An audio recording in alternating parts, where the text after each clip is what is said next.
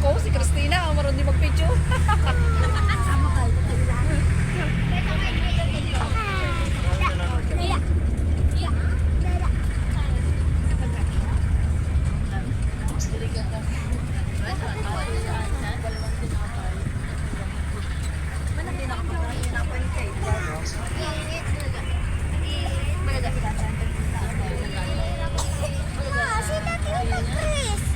Ando sa tricycle ni Ate Ben.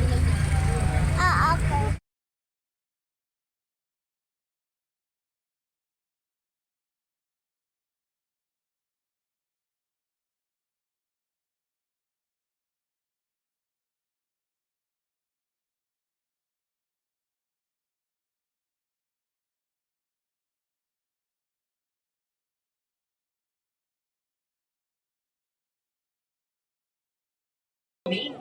Hindi ko naman gagamitin. Ano yun, anak? Wala po. Sabi ko po, maghahanap na lang ako ng mabibili habang hindi pa nagsisimula yung Christmas on Display show ko.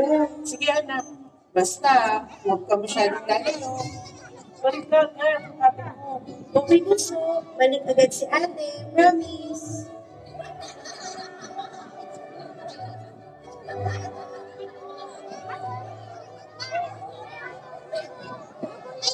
Naglakad-lakad si Alice. Ngunit may bigla siyang narinig na boses. Hulihin mo ako. Ako lang tayo. Asan ka? Ha? Sino ka? Andito lang ako, Alice. Sa may gilid mo. Nagulat si Alice. Isang napakalaki at napakagandang puting rabbit ang nakatingin sa kanya. Parang siya lang ang nakakakita dito. Tumatakbo-takbo ito sa kanyang harapan. Talagang nagpapahabol kay Alice. Halika na, Alice. May ipapakita ako sa iyo na napakaganda lugar. Ha? Saan yun? Sa bagong Cambodia Wonderland. Basta, sundan mo ko, Alice. Tara, let's! Bagong kabuyang Wonderland? Sige nga, may oras pa naman bago ang palabas. At biglang tumakbo ng mabilis ang puting kuneho. Sinundan ni Alice ang boses ng puting rabbit. Umibilis ang takbo ng puting rabbit habang tumatagal. Bilisan mo, Alice! Sandali, huwag masyadong mabilis. Dalihan mo, Alice. Tara dito. Hanggang biglang nawala ang white rabbit sa harapan ni Alice. Sa sobrang bilis ng pagtakbo ni Alice, ay nadapa siya at nahulog sa isang malalim at madilim na bukay.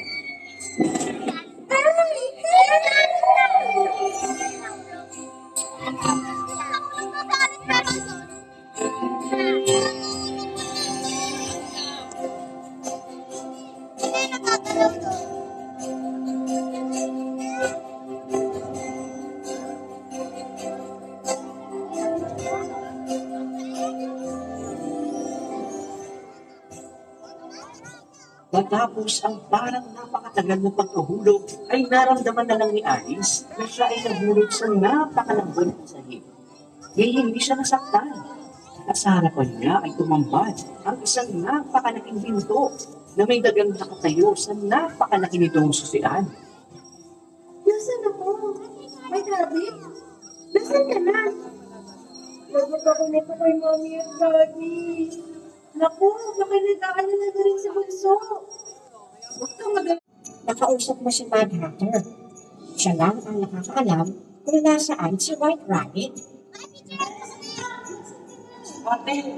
Ate! Halika na, Ano yung caterpillar? Na,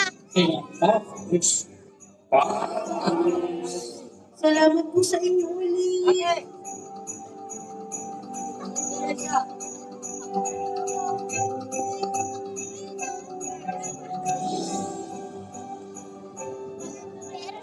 Sa kanilang paghahanap kay Mad Hatter at White Rabbit sa bagong kabuyang Wonderland, ay sumalubong kay Alice at kay Mr. Daga ang isang makulay na guba.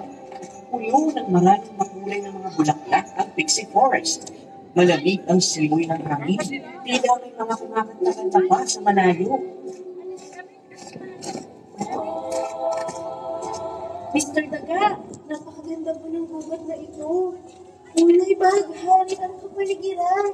Tama ka dyan, Alice. Ito ang Pixie Forest ng bagong Kabuyao Wonderland. Pixie Forest? Oo, malapit lang dito malamang ang pinuntahan ni White Rabbit. Halika na! Nakita niyo ba yung bagong Kamusta na kayo, mga magagandang bulaklak ng bagong Kabuyao Wonderland? May bisita tayo tayo, girls. Si Alice.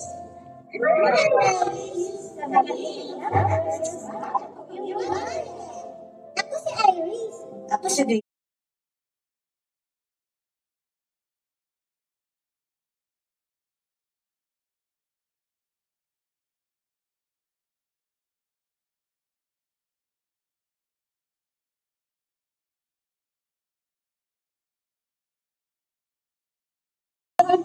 Kailangan ka namin masaya kapag ikaw ay nasa bagong Kabuyao Wonderland. Sunod ka na sa akin, Alice. Okay po, Mr. Daga. Sobrang excited na kayong makita ang bagong Kabuyao Wonderland.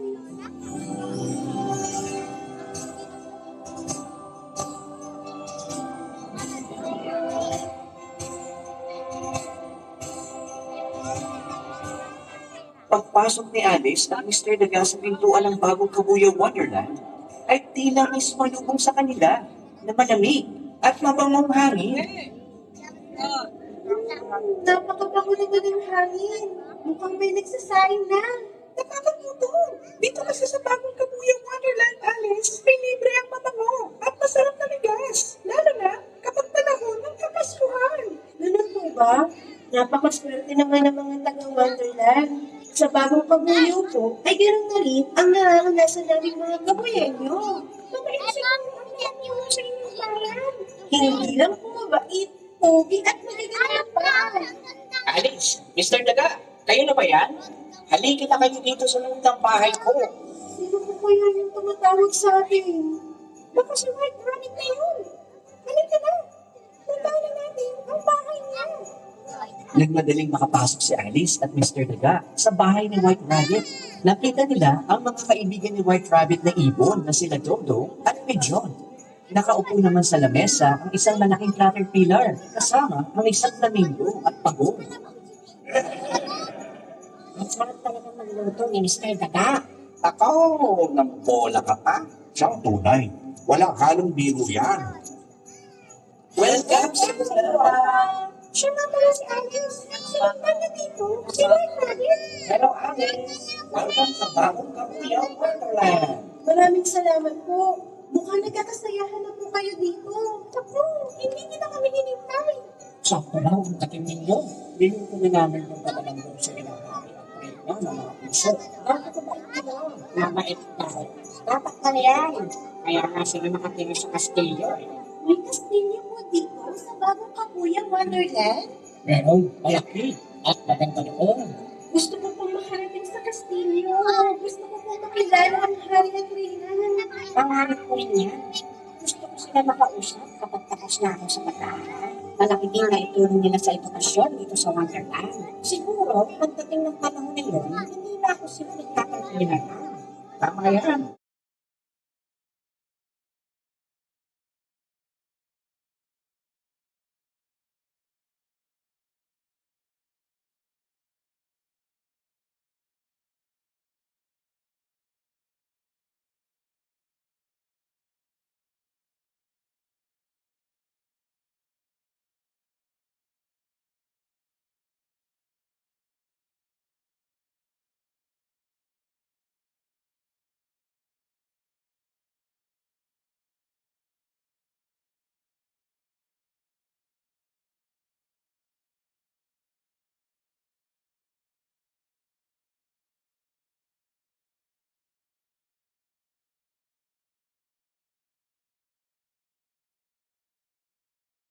Na ng mga puso ang namumuno sa buong Wonderland.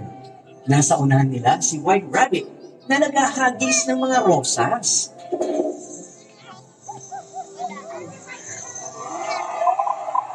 Mabuhay ang bagong Kabuyao Wonderland. Magandang araw po, bagong Kabuyao Wonderland. Appear tayo dyan. Mabuhay ang hari at reyna ng ang ating bagong kabuyang Wonderland.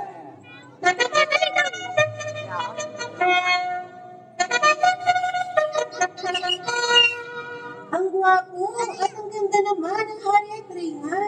Uod ng bait pa. Sila ang dahilan bakit napakaganda na ng bagong kabuyang Wonderland. Sila ang tumulong sa amin na makapaglakbay. Mga dati kaming simpleng caterpillar. Maswerte po talaga kayo dito sa Wonderland. Sa amin din po sa bagong kabuyaw ay patuloy din ang aming pangulan. Naku, kailangan ko rin makauwi talaga. Uy, grabe. Uy, grabe. Naku, pasensya ka na. Marami lang talaga akong inaasikaso ngayon. Okay lang po. Tulungan niyo na po akong makabalik. Alalang siya. Ano ang bilang niya? White rabbit. Kumusta kayo? Mukhang bago lang ang bata.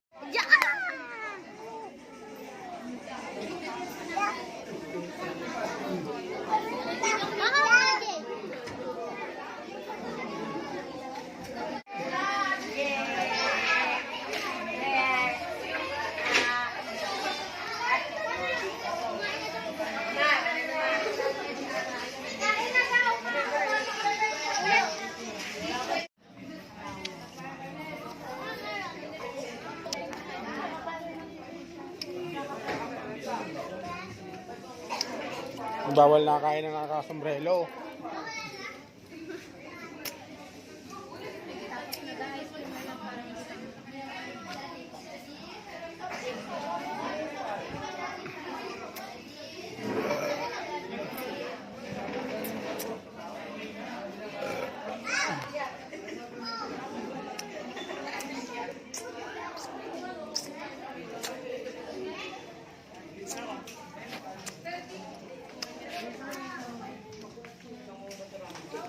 King, alas ko siya ka dali. King, okay.